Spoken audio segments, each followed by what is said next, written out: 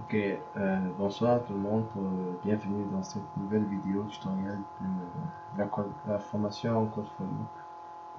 Aujourd'hui, nous allons voir comment mettre sur pied un fichier en tête qui est considéré ici comme une bibliothèque et voir comment insérer des fonctions à l'intérieur.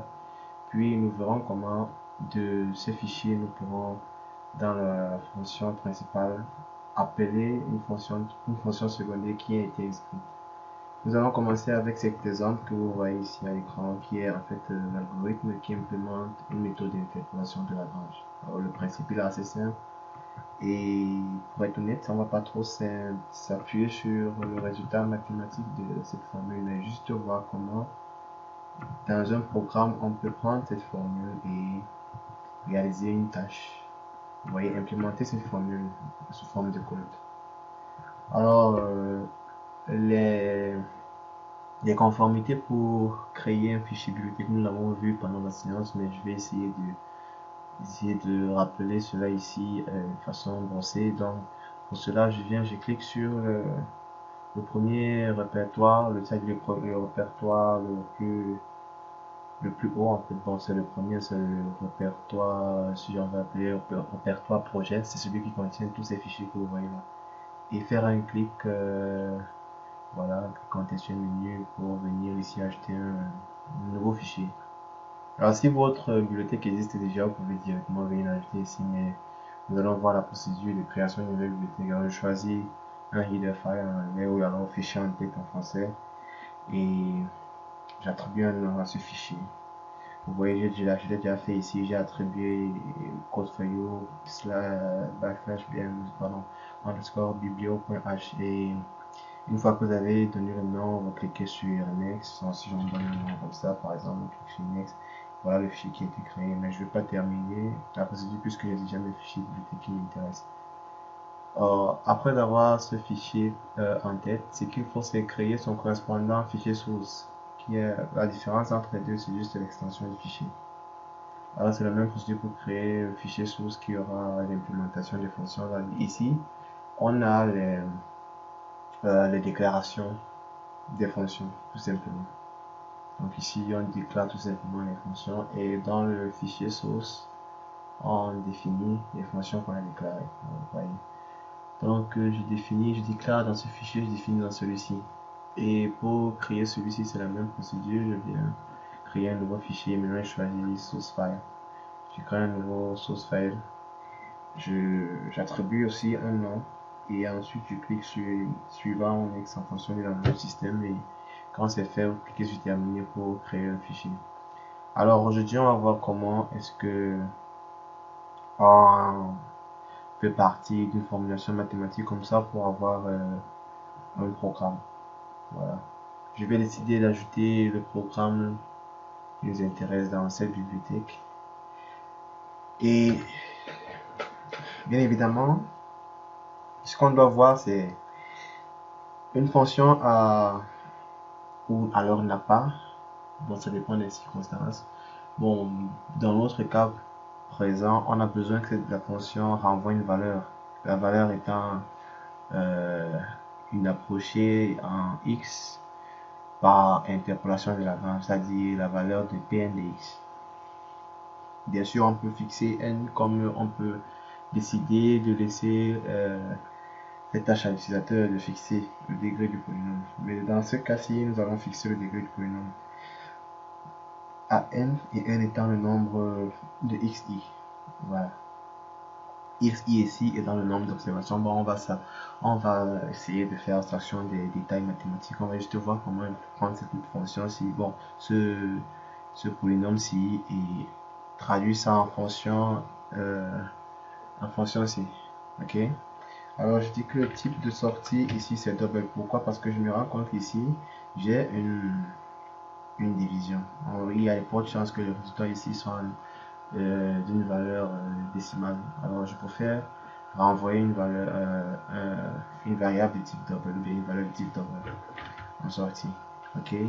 Et après avoir donné le type de la fonction, qu'est-ce qu'on fait? On doit donner, après avoir donné le type de la fonction, on doit donner le nom de la fonction. Je vais l'appeler Lagrange underscore FNC. Voilà. Donc Lagrange underscore FNC, qu'est-ce qu'il fait? Logiquement, cette fonction devrait prendre en entrée le tableau contenant les valeurs de xi, le tableau contenant les valeurs de f de xi, n'est-ce pas? Et aussi le degré du polynôme. Non, oui, le degré du polynôme.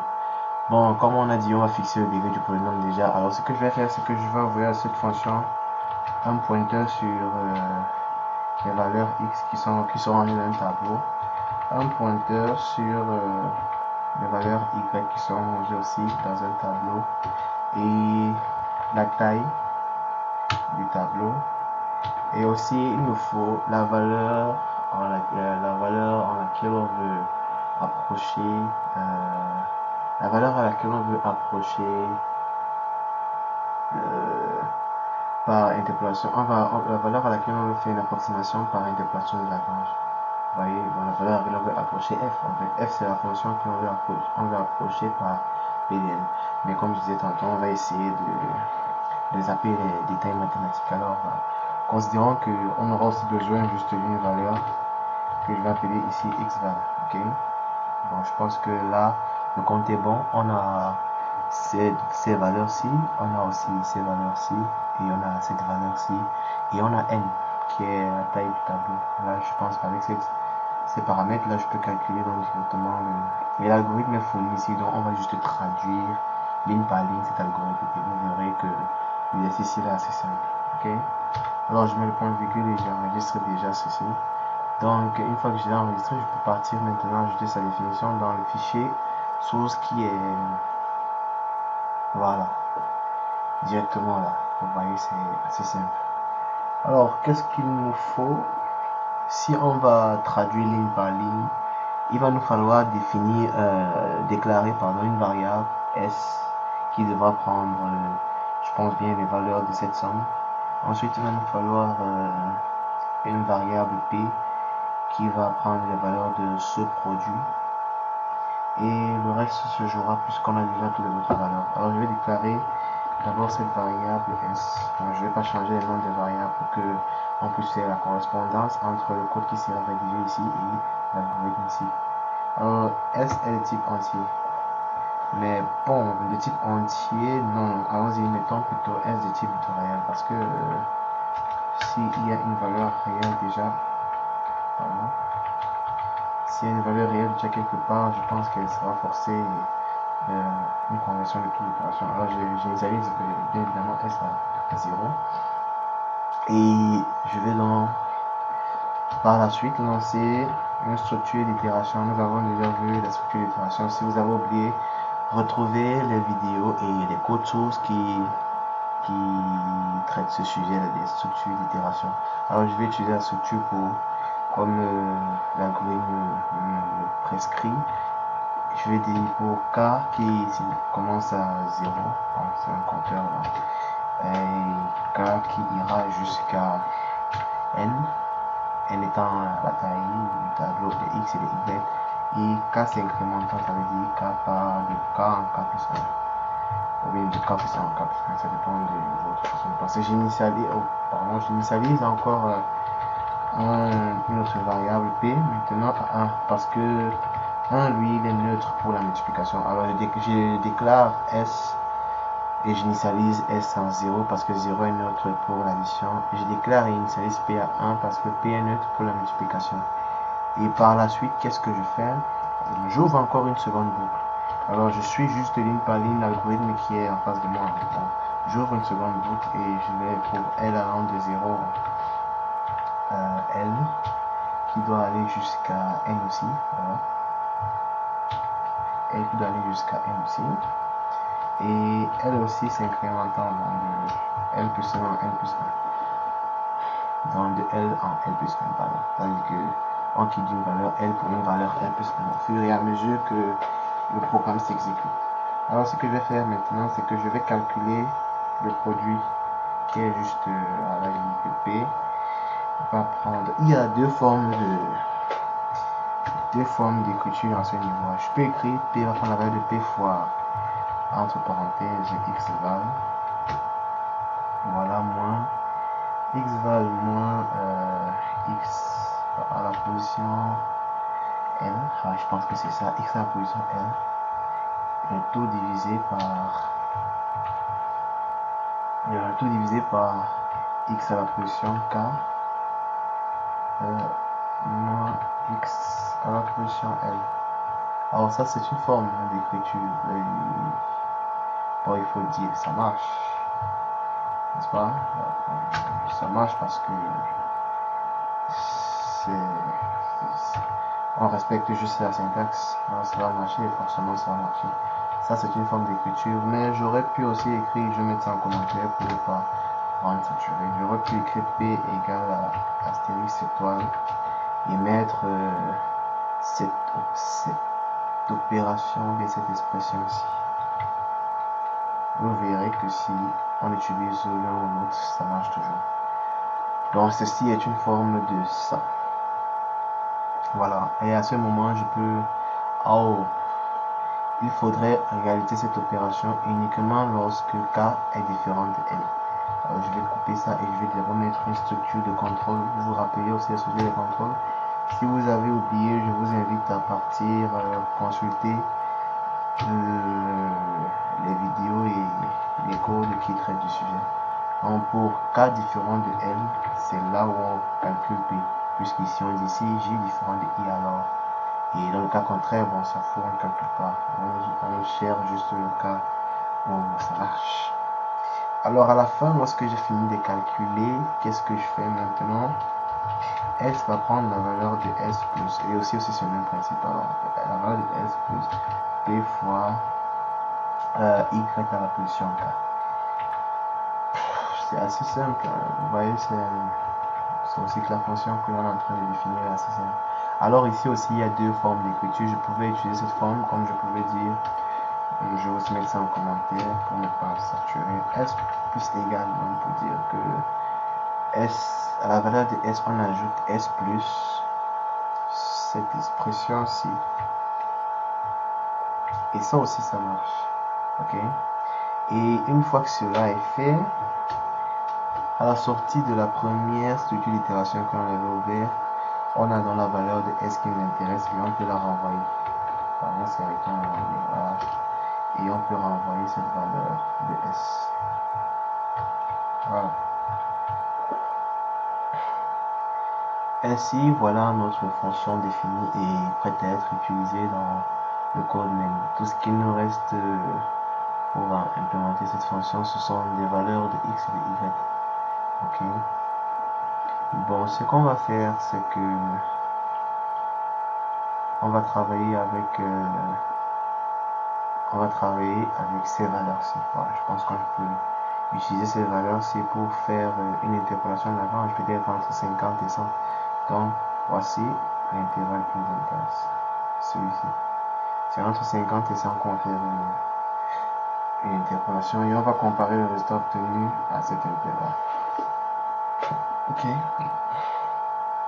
Alors, pour implémenter, il faut déjà souligner ceci. Il faut ajouter ces lignes. Ok. Ces lignes, pourquoi? Parce que dans ce fichier, on a déjà déclaré les fonctions, dans ce fichier, on a déjà défini les fonctions et si on pourra donc maintenant les appeler ici sans plus avoir besoin de les déclarer et définir encore. Ce sont les normes, les normes syntaxiques qui nous imposent cela en fait. Et donc, je peux venir ici m'amuser à définir ou bien disons qu'on va faire ceci. Je vais créer un double de X. Ben non, ce serait pas très... Je vais d'abord créer un entier int que je vais appeler nom de l'observation qui est égal en fait à... que je initialise en fait à 0. Ensuite, je vais afficher un message pour dire à l'utilisateur d'entrer le nombre d'observations. Je vais dire entrer le nombre d'observations dont vous disposez. Ok.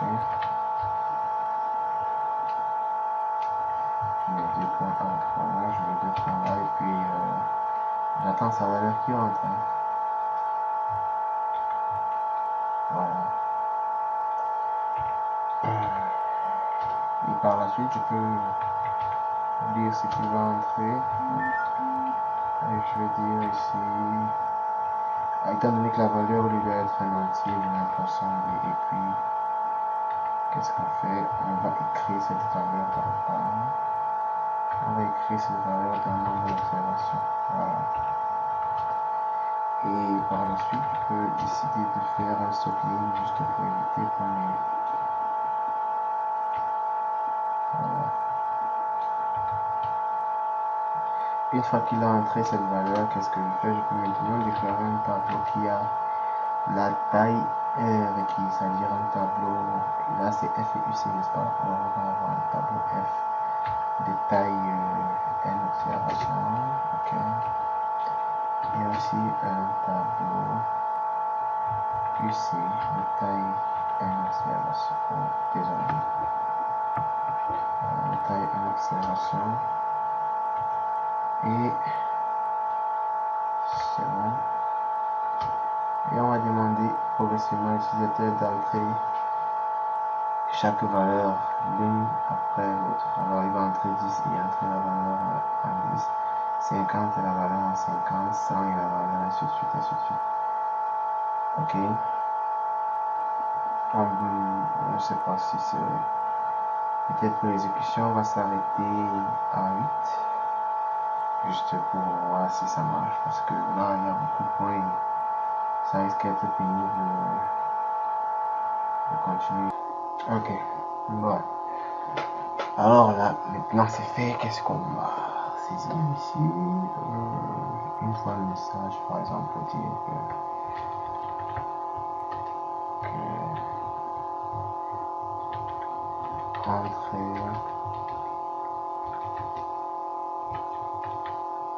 le point d'observation.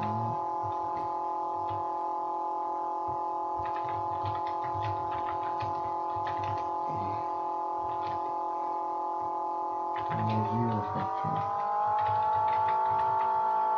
Une mesure effectuée à chaque fois. Ok.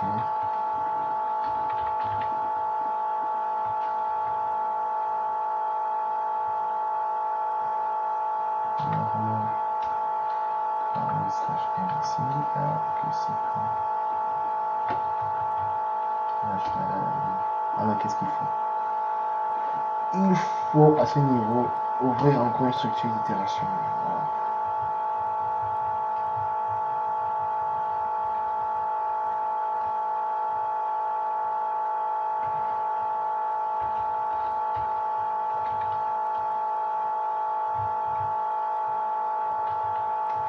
On dit pour int k allant de 0 à n. Ok, on fait k qui part jusqu'au nombre d'observations. Et k qui s'incrémente. Qu'est-ce qu'on fait à l'intérieur? Alors à l'intérieur, on va demander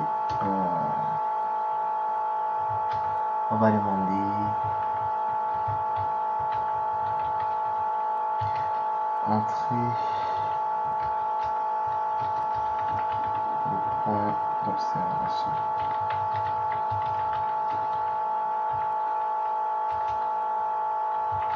Numéro, je mets %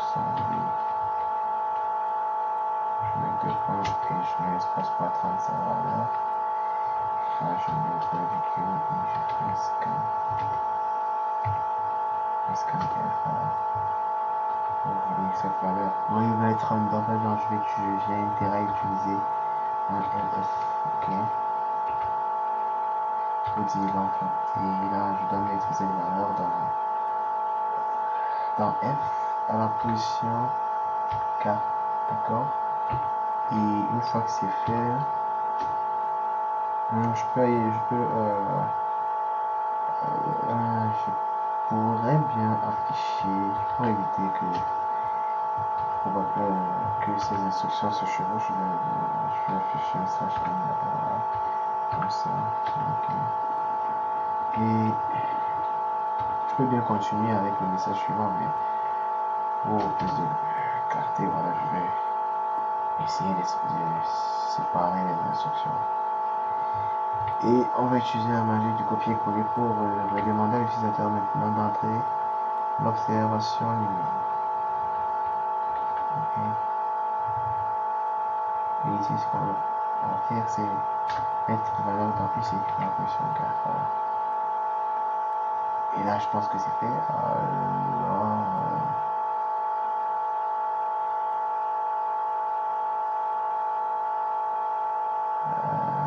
qu'est-ce qu'il faut? Une fois que c'est fait, voilà, je peux décider d'afficher les valeurs qui ont été saisies. Je fais ça, c'est juste pour vraiment, c'est pas nécessaire, mais on le fait quand même parce que bon, il faudrait que quelque part le code soit un peu interactif en fait. Moi, je vais mettre un peu ça, comme je le disais tantôt.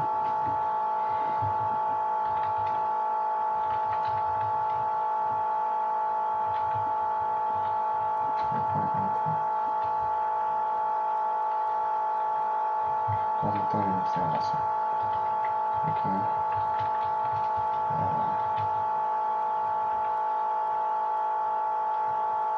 Là, je mets un slash observation de ligne. Ça va être un tout petit peu présentable. Lorsque j'ai fait ça, je vais maintenant, parce que je vais afficher X, ensuite afficher Y, quand je fais d'abord un print pour dire X ou bien disons F, le point, le point.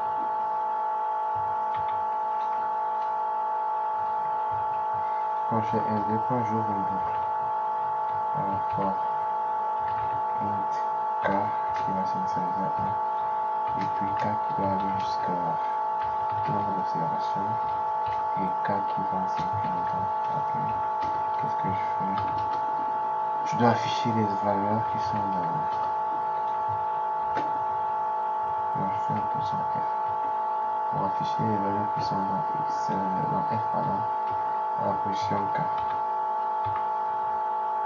Bon, je voudrais normalement que ce soit pas collé, alors je vais mettre l'espace ici ou j'utilise un slash T, ça dépend de vous. Mais l'espace c'est mieux, ça m'évite de voir encore. Oh, détaillé sur slash T, c'est quand même assez long. Tout ça, mais bon, c'est juste pour que ça puisse être lisible en fait. Alors, lorsque j'ai affiché dans cette boucle toutes ces valeurs, je peux venir à la fin et puis je fais un seul ligne encore pour la nouvelle valeur. Je crois que ici je vais devoir mettre le saut de ligne, ensuite je mets la valeur UC pour dire maintenant c'est la valeur de UC que je veux en fait. Ok.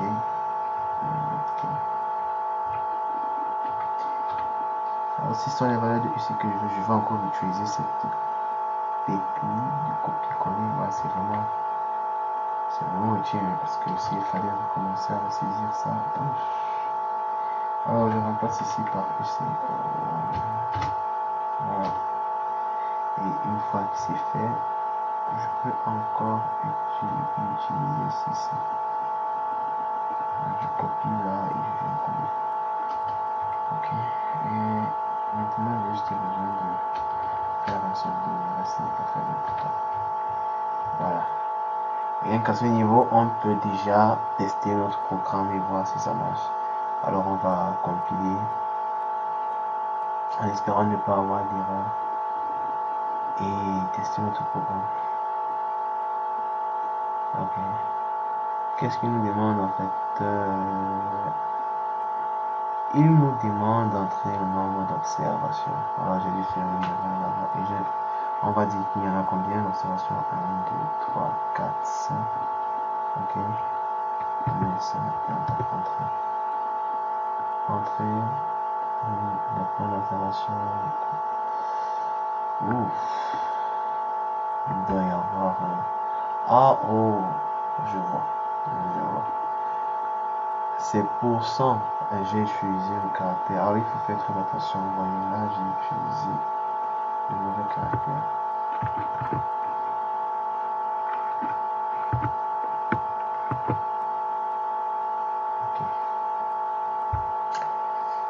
À quel niveau encore il pourrait y avoir erreur? Non, je ne vois aucune autre erreur. Oh oui, c'est comme ça. Comme ça. Ici. Pour ça. Ok. Pour ça, entraîner pour ça. Pourquoi ici j'ai utilisé pour ça alors? Et aussi pour ça. Oh, ça va être la fatigue. On va recommencer. Oui, ça enregistre.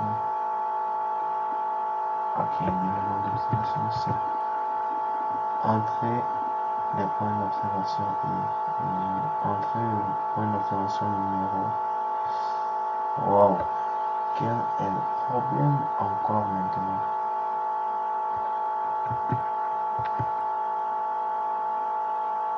Ok.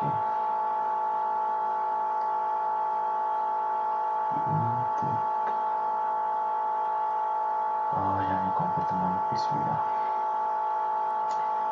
Bon, retenez que ceci doit être fait en avance. Si vous rappelez les dernières séances qu'on a eues à passer avec les notions de structure d'itération, on était confronté très souvent à ce problème.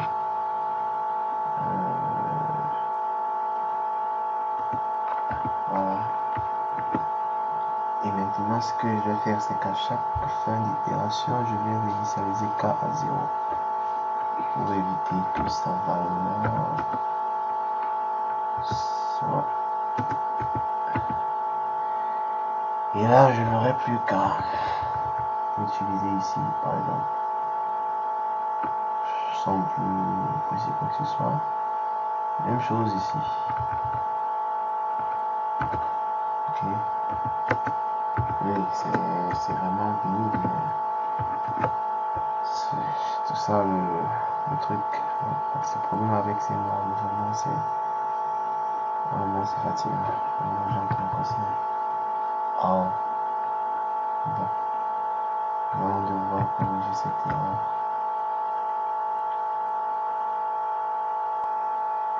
Ok, nous pourrons commencer. En fait, ce qui manquait ici, c'était ceci. Ok. On va recommencer en faisant ceci. Ok. Bon. Entre le nombre d'observations dont vous disposez, c'est entrer le point d'observation numéro 0, il s'agit de 10. Et l'observation numéro 0 qui est 5,08. Entrée l'observation numéro 2 qui est 50. Et sa valeur 5,31. Et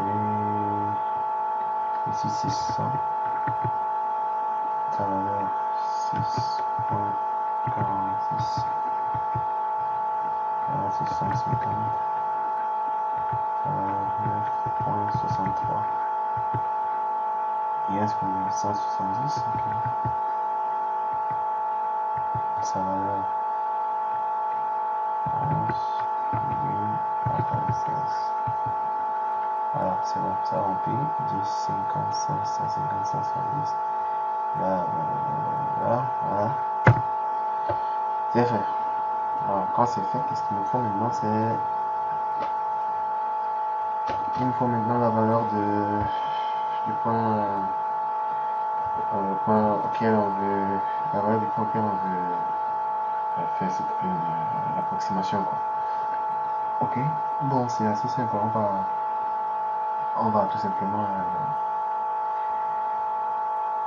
voilà, de définir une valeur qu'on va appeler, on peut toujours appeler xval, c'est pas un problème puisque voilà. Une fois qu'on a défini xval, qu'est-ce qu'on fait? On va maintenant une fois qu'on a défini xval, on va maintenant donner afficher un message à l'écran qui va demander à l'utilisateur d'entrer la valeur du point d'interpolation. Voilà. Le point là, et puis on met le slash rappel pour y mettre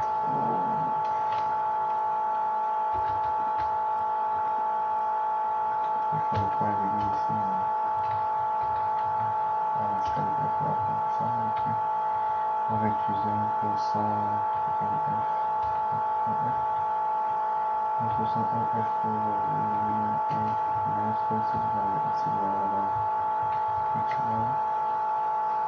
voilà, la valeur sera sauvegardée dans Xval. Hop. Et par la suite, qu'est-ce qu'on va devoir faire? Logiquement, il nous faut YVal. Alors, YVal, à quoi est-ce qu'il correspond?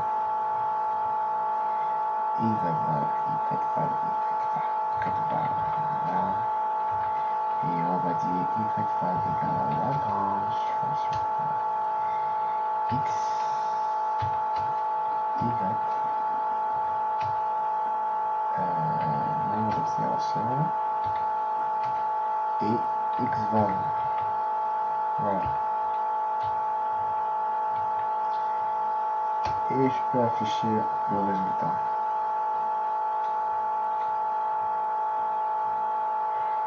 Voilà, pour afficher le résultat. Par précaution, on va utiliser d'abord un sublime ici qui va indiquer que je vais sublimer petitement la valeur obtenue par interpolation. Bon. Voilà, est égal à 2 points. Pourcent F. Et là, je peux mettre la valeur correspondante qui est égale et fermée. D'accord, on va écrire use of O.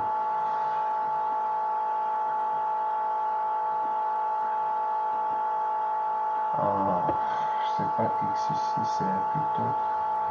Alors c'est plutôt F UC. Voilà. Ok.